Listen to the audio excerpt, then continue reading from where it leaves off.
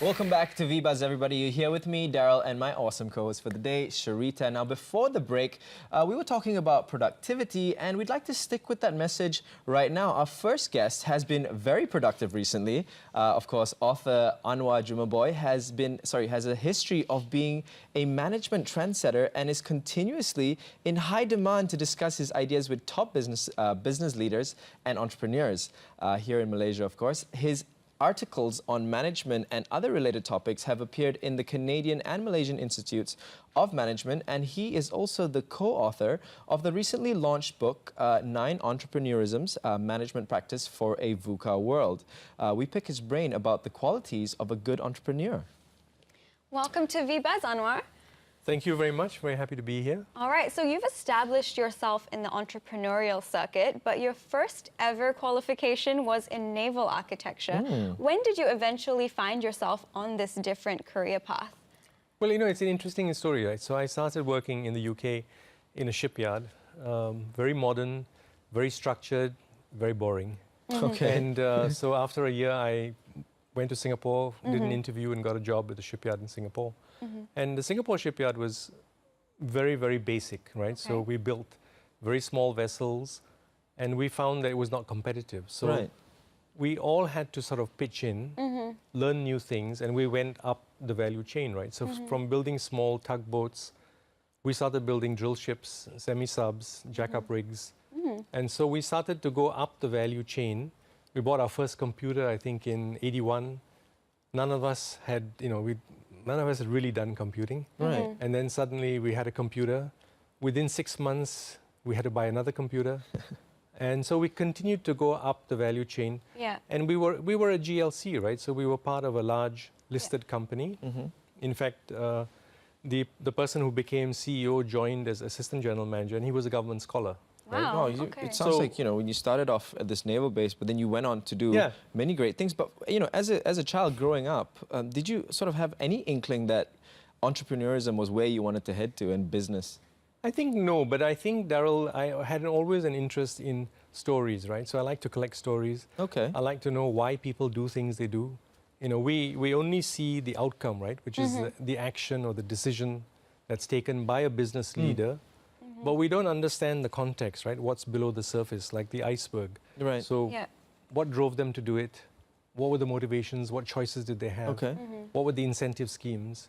And so, I started thinking very early that structure can change behavior. And if you work on structure, then culture, behavior, all that falls into place.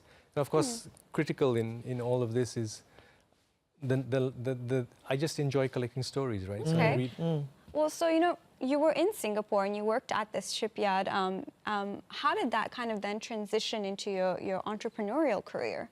Okay, so, we were in a shipyard and we were extremely entrepreneurial. Yeah.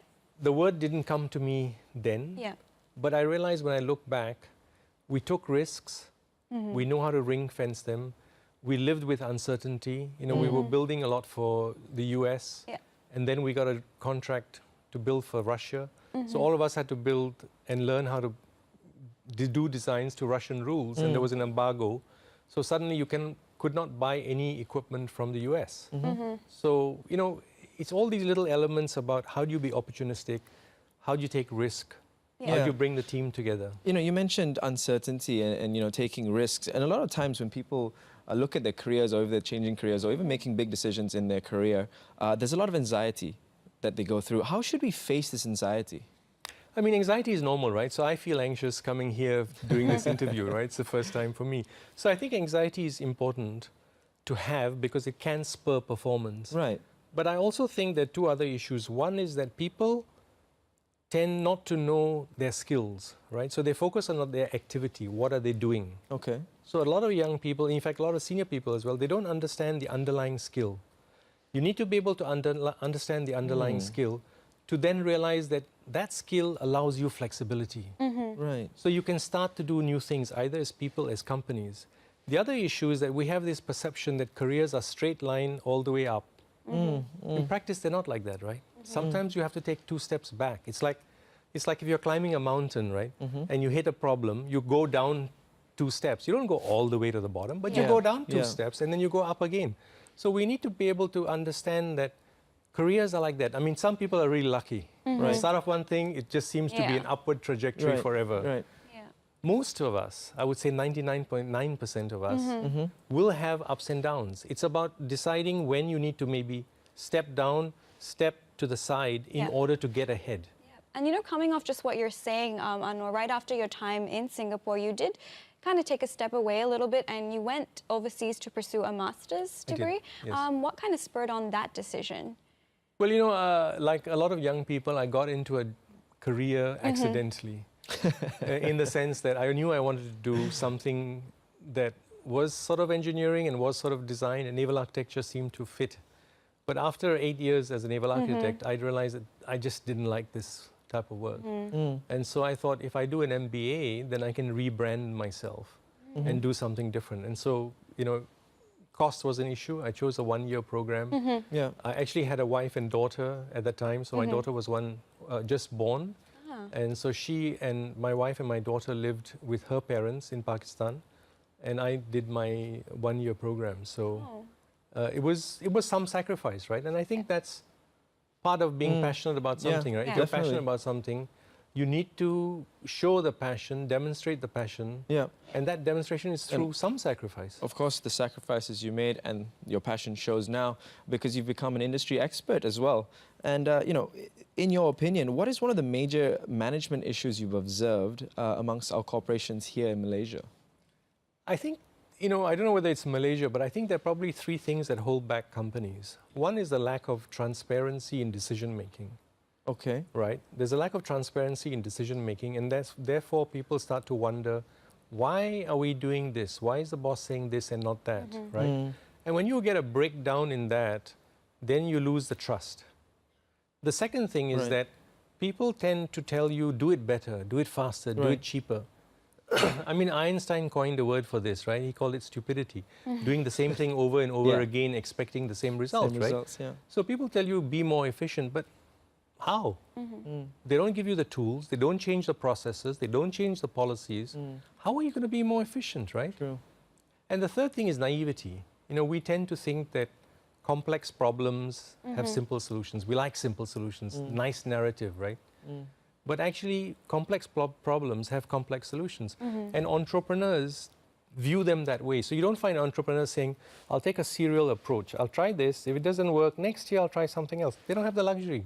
They try everything all the time, at the time, all the time, right? So companies can become like that. It's just that they're held back by what I call custodians of procedure.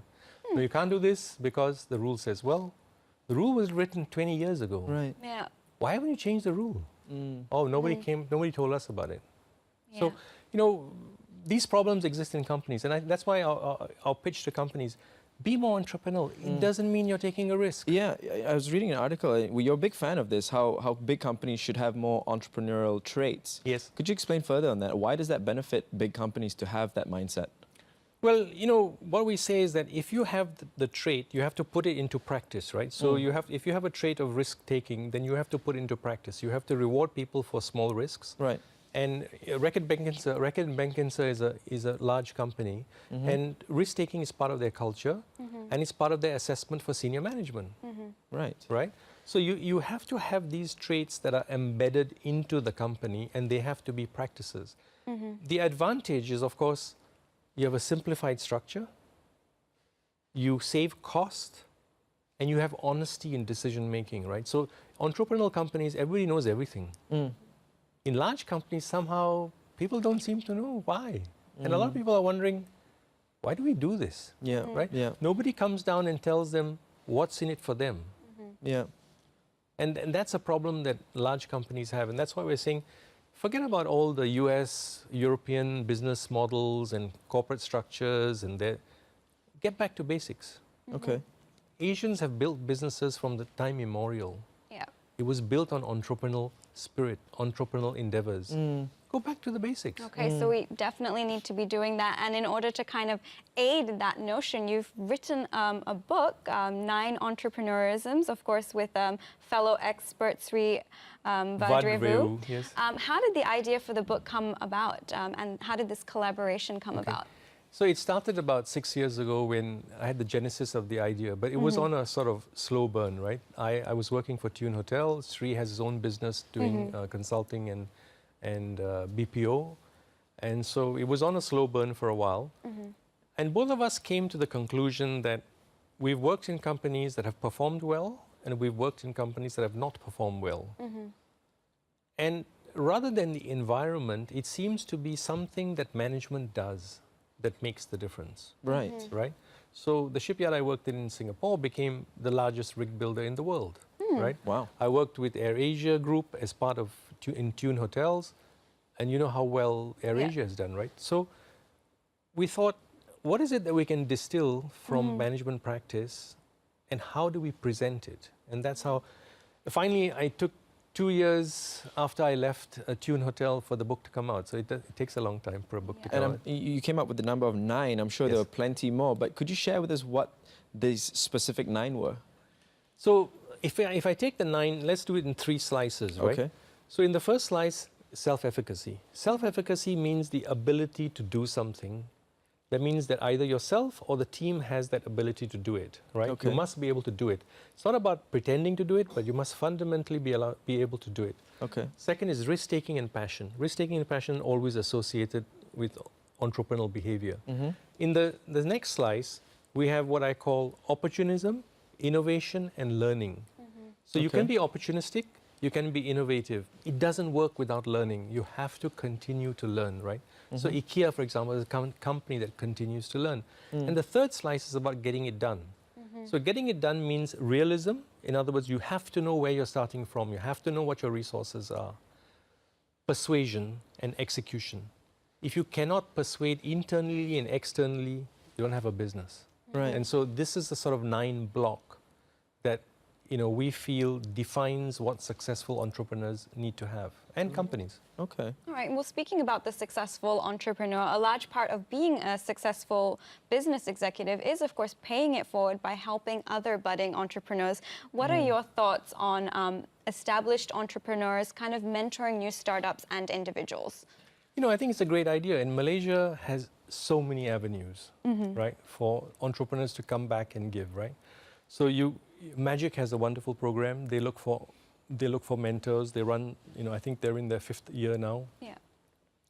MDEC has a program where they look for entrepreneurs. There's the Malaysian Business Angel Network, MBAN, run by Dr. Siva. You were part of the MDEC GAIN program, yes? And GAIN, GAIN is a wonderful program by MDEC, right? Yeah. So GAIN means Global Accelerator Innovation Network. And basically, it allows companies that are Malaysian-based, that want to go regional, they can get access to resources and mentors. Yeah. And there are 900,000 SMEs in Malaysia. Yeah. And We overly talk about tech. Yeah. There's a whole world in non-tech. yeah. And you were part of it, but how did it benefit you? Well, I think I'm on my 5th year as a mentor at Magic.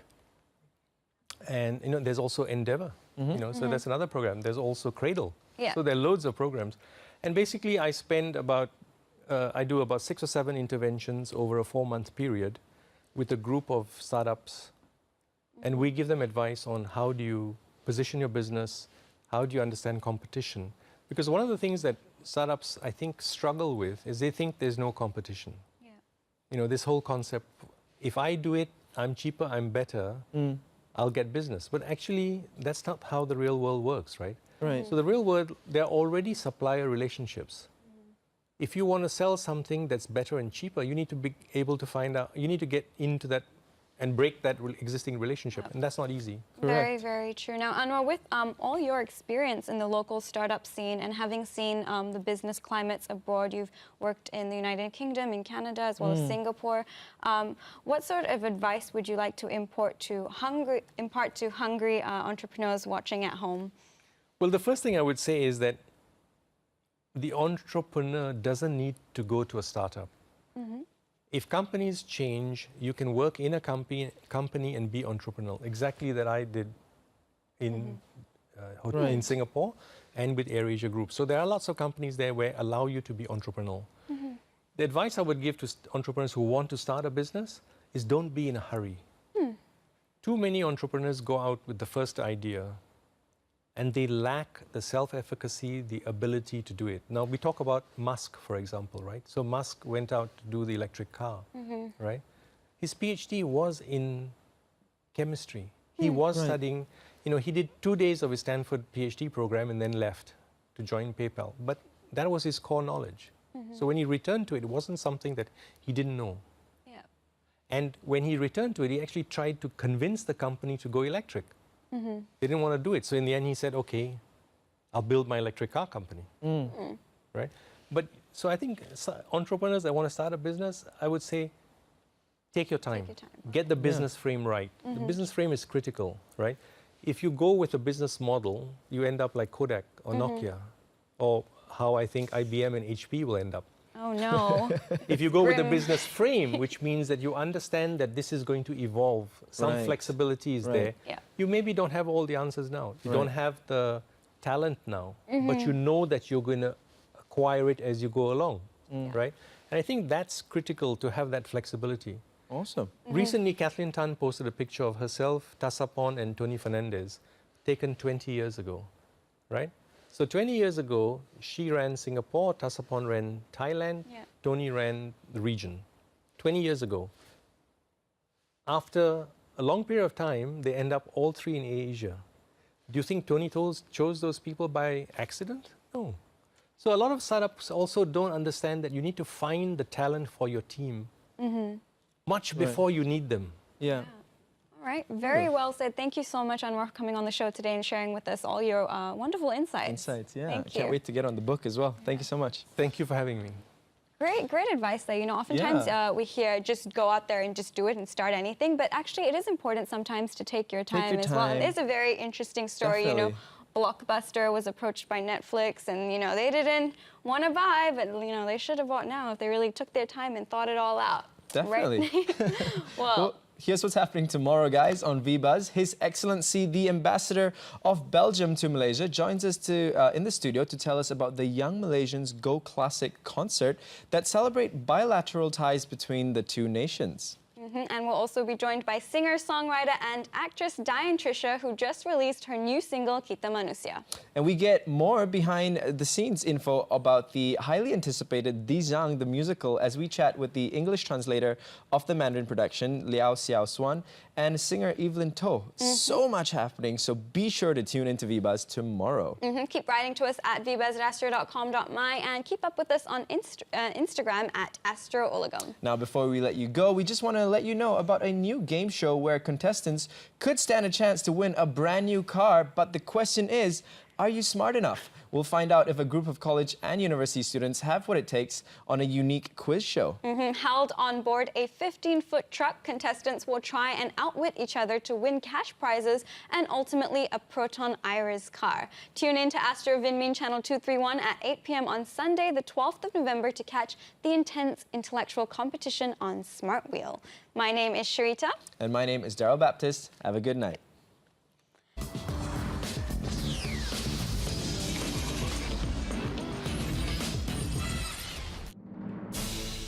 Smart wheel 7வது வாரத்துக்குள் அடியெடுத்து வைக்கிறது. மாணவர்கள், வீட்டிலிருந்து நிகழ்ச்சியை பார்க்கும் ரசிகர்கள், பொதுமக்கள் என அனைவர் மத்தியிலும் பெரும் வரவேற்பை பெற்று வருகிறது. இதுவரைக்கும் இந்த நிகழ்ச்சி வெவ்வேறு யூனிவர்சிட்டியை சேர்ந்த 12 புத்திசாலிகளை சோதித்து பார்த்தது. அவர்கள் வென்ற ஒட்டுமொத்த தொகை 27,700 ரிங்கிட். ஸ்மார்ட் வீல் தொடர்ந்து பணத்தை வாரி வழங்க காத்திருக்கு. இறுதியா களத்தை வெல்லும் ஓர் அறிவன். ஜெயிக்க போவது 50,800 ரிங்கிட் மதிப்புள்ள பிரம்மாண்டமான புரோட்டோன் கார். அதனை வெல்ல போவது யார்? இன்றைய களத்தில் போட்டியிட காத்திருக்கும் மாணவர்களா? Let us see.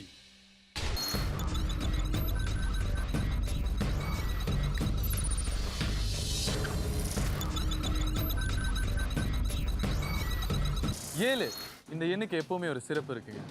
புதிய உலக அதிசயமோ 7, அது அறிவிச்ச நாளோ 7/7/2007. வானவில் வர்ணங்கள் 7, ஸ்வரங்கள் 7, கண்டங்கள் 7. ஏன் இப்போ 7/7ன்னு சொல்லிருக்கேன்னு பார்க்குறீங்களா? ஏன்னா இன்னைக்கு ஸ்மார்ட் வீலோட 7வது எபிசோடுக்கு வந்துட்டோம். இன்னைக்கு போட்டியாளர்கள் எப்படி விளையாட போறாங்கன்றதை பார்த்துருவோம். இந்த நிகழ்ச்சியின் முதன்மை ஆதரவாளர் போ உம்பை பகிர்ந்து கொள்ளுங்கள். நம் நாட்டில் புகழ்பெற்ற போட்டியின் சுவையை உம்போடு உணருங்கள். இது உங்கள் smart wheel. Are you smart enough?